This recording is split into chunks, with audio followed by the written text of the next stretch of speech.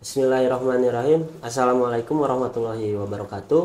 Kembali lagi dengan kami Gen Hijrah bersama saya Agustinur Bentar. Kali ini kita ditemani dengan narasumber Pak Ustadz Ari Iskandar. Kali ini kita akan membahas tema tentang toleransi dalam inklusivisme agama.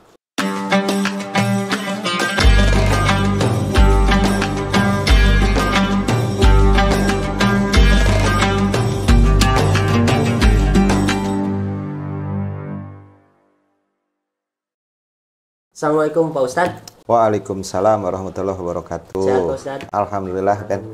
Masa Maulihna? Alhamdulillah. Alhamdulillah sehat. Ya, kali ini Pak Ustadz kita akan membahas tentang toleransi dalam perspektif inklusivisme agama. Nah, di sini kan inklusivisme berpandangan bahwa di luar agama yang dia anut ada sebagian kebenarannya nih. Nah, sehingga bisa menyelamatkan.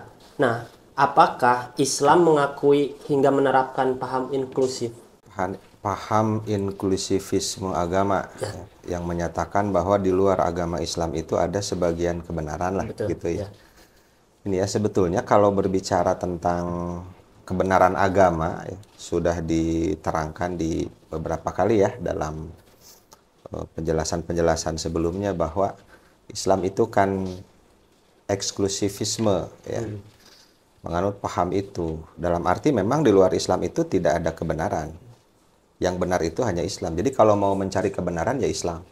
Itu yang menjadi inti ya, al-aslu yang menjadi pokoknya. Hanya saja ada begini, di dalam tafsir Al-Qur'anil Azim Imam Ibnu Katsir misalnya, itu kan menyusun tafsir itu ada yang 4 jilid, ada yang 8 jilid. Di muqaddimah tafsirnya itu, beliau menjelaskan tentang mengutip Israiliyat dalam tafsir. Nah, yang dimaksud Israiliyat itu adalah riwayat-riwayat dari Taurat atau Injil itu yang dijadikan tafsir bagi Quran. Itu menurut Imam Ibnu Katsir, pengutipan Israiliyat sebagai tafsir itu sesuatu hal yang dibolehkan memang. Karena berdasar kepada hadis Nabi Shallallahu Alaihi Wasallam bahwa ketika menafsirkan dengan Israiliyat itu jangan sampai didustakan seluruhnya dan juga jangan sampai dianggap benar seluruhnya. Nah, makanya nanti kesimpulannya dalam pengutipan Israiliyat itu bahwa cukup bagi kita menafsirkan itu dengan apa yang ada dalam Quran atau hadis Nabi Shallallahu Alaihi Wasallam atau dalam asar sahabi.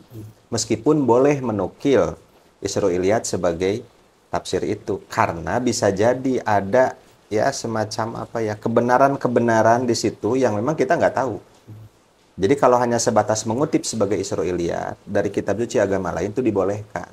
Karena bisa jadi ada kebenaran-kebenaran di situ yang begitu. Maka jangan didustakan seluruhnya, jangan juga dianggap benar seluruhnya. Tapi tidak bisa dijadikan sebagai argumentasi inti dalam tafsir. Dan harus diterangkan keisrailiyatannya itu. Jadi kalau berbicara faedah sebetulnya nggak ada faedahnya. Hanya kalau mau dikutip dalam tafsir, kata Ibnu Katsir, boleh. Dan itu tidak mesti diambil kesimpulan bahwa Islam itu menganut inklusivisme. Bukan begitu maksudnya. Itu ya. Baik Pak Ustadz. Apakah Islam mengajarkan konsep banyak jalan menuju surga? Tidak. Satu jalan menuju surga itu. Dalam konteks inklusivisme agama itu ya. Hanya satu jalan menuju surga.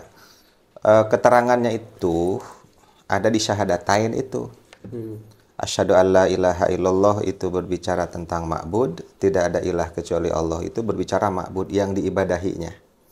Sedangkan syahadat yang kedua, wa asyhadu anna Muhammadan Rasulullah, itu berbicara tentang syariat, tentang matbu yang diikuti, yang dijadikan uswah. Hanya satu-satunya kan, hanya Rasul Shallallahu Alaihi Wasallam saja. Makna la ilaha illallah itu di Ibnu Katsir diungkap la ma'buda illallah, tidak ada yang berhak diibadahi kecuali Allah. Sedangkan makna syahadat yang kedua wa asyhadu anna Muhammadan Rasulullah adalah la tariqa ilaihi ila ma jaa bihi Rasulullah sallallahu alaihi wasallam. Tidak ada jalan. Tidak ada jalan untuk sampai kepada Allah kecuali apa yang dibawa atau yang dicontohkan oleh Rasulullah Shallallahu Alaihi Wasallam. Jadi tidak banyak jalan, hanya satu saja. Selebihnya ke sana berbicara tentang dalil Shirathul Mustaqim. Di dalam Quran disebut a'udzubillahi minasyaitonirrajim wa inna hadza sirati mustaqiman fattabi'uhu wa la tattabi'us subula fatafarraqu bikum an sabilihi dzalikum wasaqum bihi la'allakum tattaqun. Al-An'am 153 ya. Ini adalah jalanku yang lurus, tak siratal mustaqim. Hiji teh. Wala tatabi'us subul, jangan kamu mengikuti jalan-jalan yang lain. Berarti ada satu jalan yang disebut siratal mustaqim itu adalah yang tadi syahadatain itu. Gitu. Apakah ajaran dari agama selain Islam sepenuhnya dianggap salah atau hanya sebagian saja? Sepenuhnya dianggap salah. Ya. Sepenuhnya dianggap salah karena Islam satu-satunya yang benar. Bukankah di setiap agama juga mengajarkan kebaikan? Kebaikan menurut perspektifnya masing-masing mungkin iya. Tapi kalau dalam perspektif Islam tidak ada kebaikan sama sekali di sana. Jadi kosong. Tidak ada begini, sesuatu itu disebut amal soleh ya. Disebut amal soleh itu syaratnya dua. Satu ada iman, yang kedua al-muwafiqu lisyariah, sesuai dengan syariat.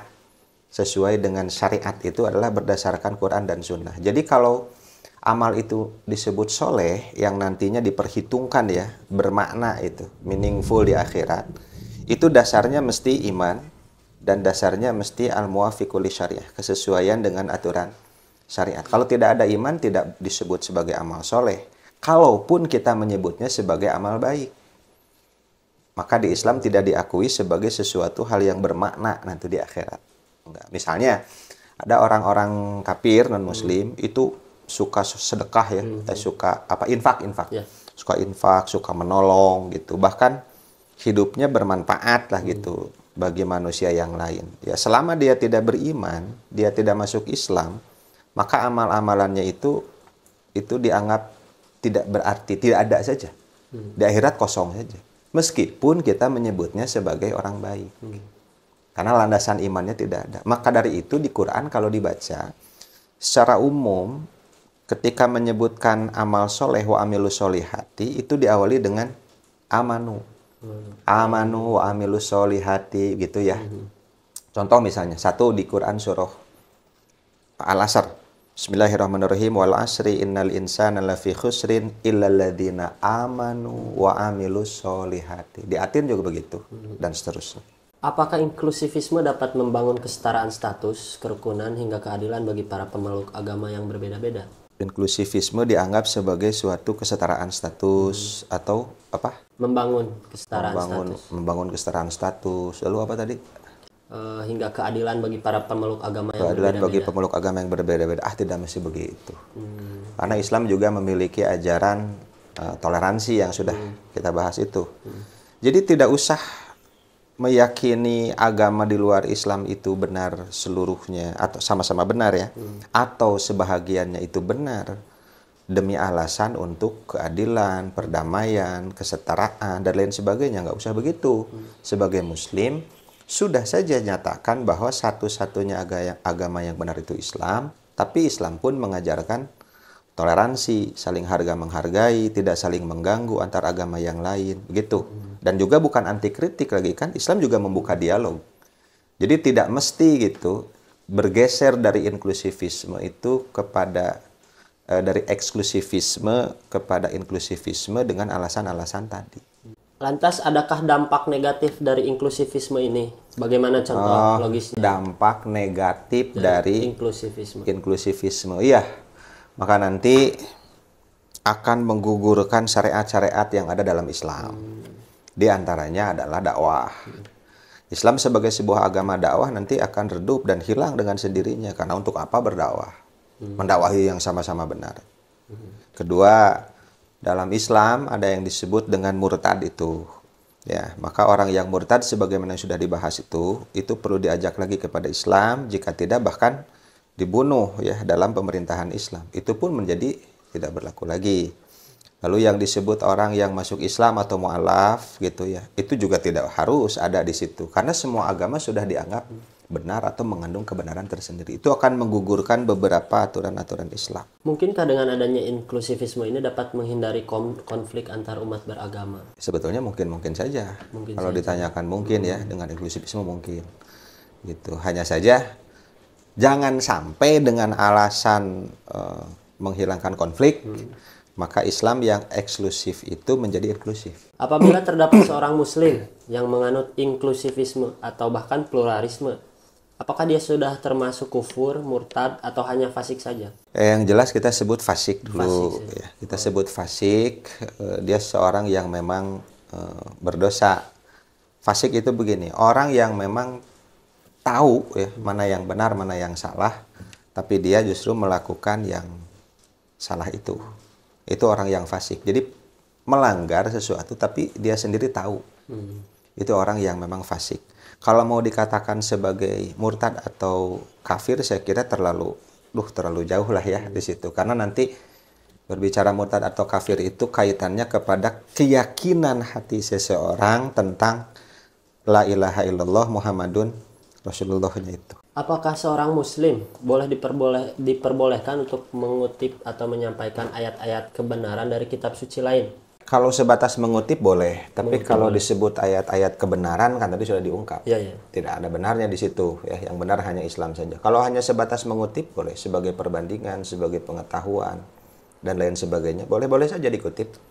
Gitu. Hanya apa maksud mengutipnya itu?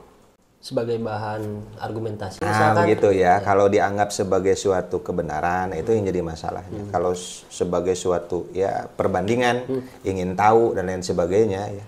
Dalam studi ilmiah misalnya, komparasi, dibanding-banding dan silakan saja. Tapi jangan sampai menganggap di luar Islam itu punya kebenaran itu. Apakah di Islam terdapat pembahasan mengenai agama-agama yang bukan samawi seperti Hindu dan Buddha? Ada namanya itu, dalam istilah itu agama ardi namanya. Ardi. Kebalikan dari samawi. Samawi itu sama langit. Ya. Agama ardi itu agama bumi. Itu kaitannya dengan kitab sucinya. Kalau kitab sucinya itu berdasarkan wahyu, itu dari langit berarti samawi. Tapi kalau kitab sucinya ini dibuat berdasarkan kebijaksanaan orang-orang yang ada di bumi, disebutnya agama ardi. Contohnya Hindu Buddha dengan Tripitaka dan lain sebagainya. Itu dalam Quran disebut dengan kafir musyrik. Makanya ada kafir ahli kitab, itu adalah Yahudi Kristen, itu sebagai agama samawi. Ada kafir musyrik. Kafir musyrik itu selain dari ahli kitab Yahudi Kristen, itu disebut sebagai kafir ardi. Itu ya, agama ardi. Bagaimana dengan agama Konghucu yang memiliki prinsip ketuhanan yang Maha Esa juga, serta mengakui memiliki nabi, agama ke-6 yang diresmikan oleh Presiden keempat kita? Iya begini ya, meskipun orang itu meyakini atau satu agama itu meyakini ada ketuhanan yang Maha Esa, ya, maka nanti ketika bukan keyakinan Islam yang dia anut, maka dia tetap kafir. Karena ketuhanan yang Maha Esa ini siapa? Makanya dalam pembahasan tauhid, ulama membahas bahwa di dalam hadis itu begini, hadis Nabi SAW, orang yang syahida alla ilaha illallah wahdahu la syarikalah wa anna muhammadan abduhu wa rasuluhu wa anna isa abduhu wa rasuluhu wa kalimatuhu, dan seterusnya itu ya, di hadis agak panjang. Orang yang syahida la ilaha illallah Muhammad Rasulullah, syahida itu bukan hanya sebatas mengucap. Biasa kita diartikan bersyahadat itu kan meyakini atau bersaksi. Itu bukan hanya sebatas ucap. Tapi mesti ada syarat ketika orang mengatakan syahadatain itu. Satu, dia mesti berilmu. Harus tahu apa yang disebut ilah-ilah itu yang ditiadakan. Juga dia harus tahu apa yang disebut Allah yang ditetapkan itu. Itu kan Allah itu nama. Siapa itu? Juga dia harus tahu Muhammad Rasulullah itu siapa, sebagai apa, dan lain sebagainya. Maka di ayat yang lain disebutkan fa'lam annahu la ilaha illallah. Fa'lam itu ketahuilah olehmu, harus dengan ilmu. Gitu ya. Jadi tidak setiap orang yang meyakini bahwa Tuhan itu satu nanti dia itu muslim, atau dia sudah meyakini syahadat yang pertama, belum tentu. Begitu maksud saya. Yang kedua, di samping ada pengetahuan ilmu, juga harus dengan yakin, keyakinan dalam hatinya. Gitu. Maka nanti ada yang disebut muslim, ada yang disebut mukmin. Apakah keyakinan dengan keimanan tuh sama nggak Pak Ustadz? Sama. Arti iman itu kan tasdikun bil qalbi, intinya meyakini dengan hati. Kemudian bagaimana kalau kita hanya sekedar mengutip kata-kata mutiara ya dari seorang tokoh terkenal non muslim, itu boleh atau tidak? Boleh-boleh saja kalau hanya sebatas Sekedar mengutip, ya. Silahkan. Sebagaimana kan akal kita juga kreatif ya. Ya. Akal kita ini biasa mengambil apa tuh nama teh biasa teh sok aya kata-kata bijak mutiara teh disebut teh naon teh? Quotes ya. Apakah itu boleh? Boleh saja, silahkan. Hanya begini, ada yang harus diperhatikan. Satu, menyimpang tidak dari syariat. Di sini menyimpang. Iya. Kedua, syariat punya nggak kata-kata mutiara yang bisa dijadikan kata-kata mutiara nantinya? Nah itu saja. Jadi justru khawatir saya itu adalah ketika kata-kata bijak, mutiara, atau quotes itu diambil dari luar, dia tidak tahu Islam itu lebih hebat, lebih canggih gitu. Kita ambil contoh sederhana ya. Ada time is money. Ya. Memang di orang teh aya wal asri. Innal insana lafi khusrin. Kan kita juga punya itu. Gitu ya. Contohnya saja begitu. Jadi kalau hanya sebatas mengutip bolehlah. Jangan menyimpang, dan dia juga harus tahu di Islam itu mungkin terdapat kata-kata bijak, kata-kata mutiara yang bersumber dari Quran dan Sunnah yang lebih hebat dari itu. Bisi quotes dikumpulkan jadi penyemangat hidup, Quran hadis tidak dijadikan penyemangat hidup. Gitu. Apakah sebagai seorang muslim diperbolehkan untuk mengidolakan tokoh pengusaha sukses seperti Bill Gates dan lain sebagainya? Ya, sebetulnya boleh-boleh saja. Gitu ya, dilihat dari segi semangatnya. Hanya saja kalau sudah jadi idol itu nanti bahayanya itu kan jadi suatu berhala. Kalau sudah jadi idol nanti ada ittiba. Idola itu nanti akan ada kecenderungan, kalau sudah kuat ya, kecenderungan untuk ittiba. Ittiba itu mengikuti. Mengikuti pola pikirnya, mengikuti gaya hidupnya, dan lain sebagainya. Sehingga dengan kecenderungan yang kuat sebagai idola, maka disebut idola itu hati-hati. Maka bisa jadi dia berani menyimpang dari Quran dan Sunnah atau dari syariat demi yang diidolakannya. Gitu ya. Jadi kalau hanya sebatas mengidolakan dalam arti biasa ya, mengambil semangat apanya, silakan saja. Berarti hanya sebatas mengagumi itu diperbolehkan. Ya boleh-boleh saja. Secara basariah ya, secara manusiawi boleh begitu. Tapi tidak untuk dijadikan role model berarti ya? Nah gitu, ya. Okay. Khawatirnya kalau sudah jadi diidolakan, itu mungkin sok itu. Kan gitu. Ini aja barudak ya, yang mengidolakan pemain bola misalnya. Pemain bola. Taruhlah tidak lihat agamanya dulu. Itu biasanya nepi gaya nyiduh nawe diturutan. Iya. Gaya nyiduh itu diturutan. Gitu. Itunya yang jadi bahaya. Makanya ada nanti buku kalau nggak salah, Muhammad Shallallahu Alaihi Wasallam idolaku itu. Nah gitu ya. Ada juga nanti kitab membahas tentang Fadhilus Sahabah. Fadhilus Sahabah itu adalah keutamaan sahabat. Nah ini yang harus banyak dikaji. Mungkin kita idola kepada seseorang yang kafir itu karena memang kita mengkaji, tahu asal-usulnya, kesuksesannya, perjuangannya. Tapi bisa jadi ketika kita mengkaji misalnya Sirah Nabawiyah atau Fadhilus Sahabah, keutamaan-keutamaan sahabat, atau keutamaan-keutamaan ulama, baik salaf ataupun kholaf, karena memang tidak tahu mungkin tidak diidolakan itu. Nah, jadi tugas kita adalah terus mengkaji hal itu. Bagaimanakah jika kaum muslimin mendiskusikan teori-teori dari pemahaman seorang filsafat seperti argumen dari Socrates, Plato, atau Aristoteles? Mendiskusikan ya? Mendiskusikan. Oh iya silahkan. Kalau untuk mendiskusikan silahkan. Berarti boleh sah-sah saja boleh saja mengutip itu. Sebelumnya sempat ramai diperbincangkan tentang stoikisme oleh Zeno dari Citium Athena Yunani. Nah, apakah di Islam terdapat ajaran yang lebih baik daripada paham tersebut? Oh ya, stoikisme. Gitu ya, nanti ada pembahasan mungkin stoikisme bagaimana ya. Ini nanti kaitannya dengan tasawuf lah kalau dibahas-bahas itu.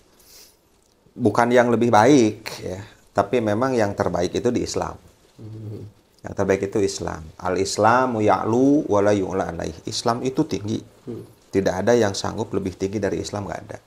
Maka kalau orang mau mencari kebenaran itu, muslim mau mencari kebenaran, cukup dengan agamanya itu sendiri. Berdasarkan sumber hukum Quran dan Sunnahnya, itu sudah beres. Makanya nanti Islam itu diturunkan dengan maksud tujuan li maslahatil basyari dunyahum wa ukhruhum, untuk kemaslahatan, keselamatan manusia hidup di dunia dan di akhirat. Begitu. Jadi sudah cukup dengan itu. Hanya saja ketika kita mau mengambil perbandingan, perdiskusian, keilmiahan, lalu dikutiplah pernyataan-pernyataan para filsuf atau ilmuwan di luar Islam, ya tentu tidak masalah di situ. Tapi bukan untuk dalam rangka mencari kebenaran dari situ, bukan. Kebenaran itu sudah ada dari Islam. Jadi mempelajari berbagai macam pemikiran-pemikiran, filsafat itu sebagai cara berpikirnya saja, metodologi berpikirnya mungkin itu lebih tepat ya. Jangan dijadikan sebagai jalan hidup. Karena jalan hidup itu sudah ada Islam.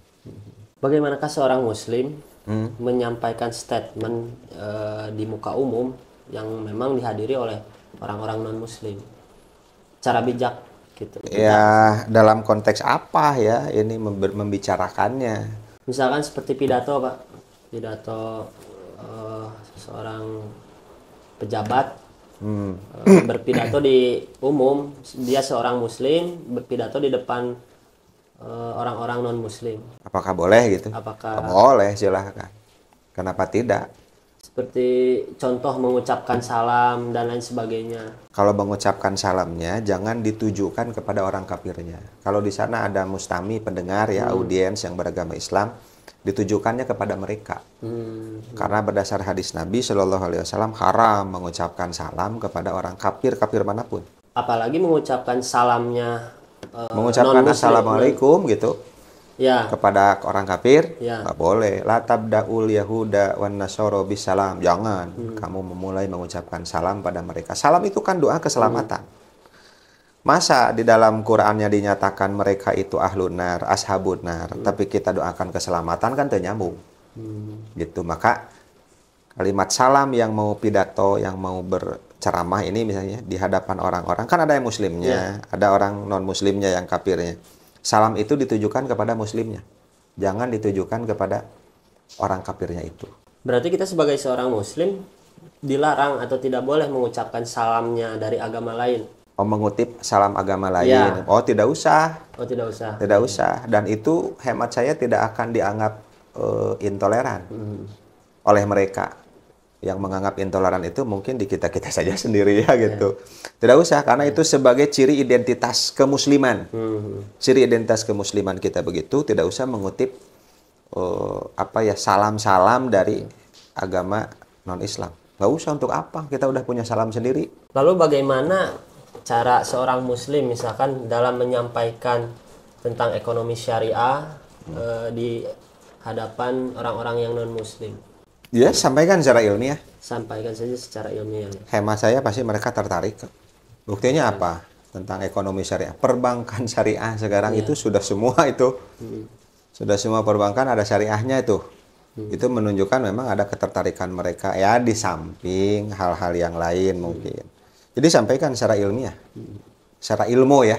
Nah, dikutip, ada referensi secara syariahnya bagaimana, secara ekonominya seperti apa oleh ahli nih. Oleh ahli. Sampaikan dalam rangka dakwah. Baik, berarti sebagai kesimpulan pada pembahasan kali ini, berarti inklusivisme ini tidak diperlukan oleh seorang muslim.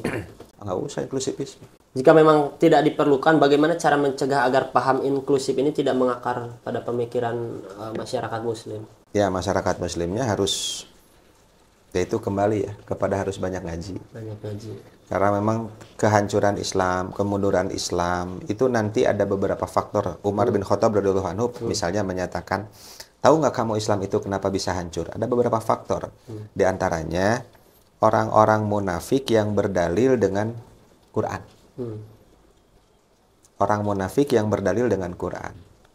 Berarti orang-orang muslimnya itu sudah meninggalkan Quran. Sementara orang-orang yang mau menghancurkan Islam mempelajari Quran, ya susah tuh kalau begitu. Alhamdulillah, terima kasih banyak Pak Ustadz atas penjelasannya untuk hari ini. Sama-sama. Semoga apa yang Pak Ustadz sampaikan bisa menjadi amal ibadah buat Pak Ustadz. Dan Amin. kedua, bisa menjadi ilmu bagi kita para pendengar. Untuk bahan diskusi ya, Untuk bahan didiskusikan. diskusi, ya. Terima kasih banyak. Jangan lupa teman-teman untuk selalu menonton channel kami Gen Hijrah. Tunggu video kami selanjutnya. Wassalamualaikum warahmatullahi wabarakatuh.